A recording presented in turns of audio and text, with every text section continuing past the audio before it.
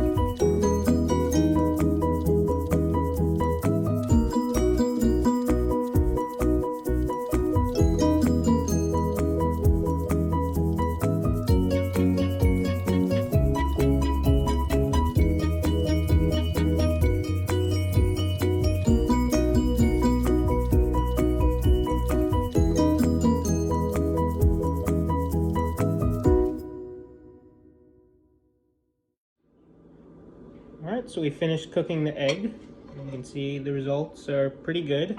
There were a couple sources of error that I think could be improved on. When I was weighing out the salt and pepper, I think we could have had a better system for that. Maybe using spoons, because there's a lot of spillage on the scale. There's also some loss of yield. When I was scrambling the egg, some of the egg flew out of the pan. So maybe a deeper pan to cook the egg. There was also loss of yield with egg left in the pan from sticking to the pan. So I think we could maybe fix that by adding some oil in the beginning so it doesn't stick as much, or maybe a lower heat setting on the stove. But overall, turned out with a good scrambled egg. Okay, so we cooked eggs, and now I'm going to explain the chemistry behind it. Eggs are rich in proteins, especially the egg whites.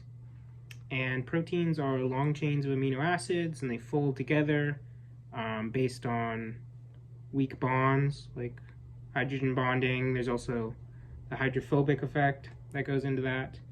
And so what we're doing when we're cooking eggs is essentially breaking those weak bonds and allowing stronger bonds to form. So we do this first when we're whisking the egg in the bowl, right? And that's using mechanical energy to break those bonds. And then we do it again when we heat the eggs, because the increase in temperature is causing the molecules to move faster, and that motion breaks the bonds. So once all those weak bonds are broken, it allows covalent bonds between sulfur groups in the proteins to form. So we get these disulfide linkages, there's cross-linking, and that results in a stronger structure. And we can see that in the eggs, because at the beginning we have this runny yolk, and then at the end we have a more solid form of the egg that we can eat.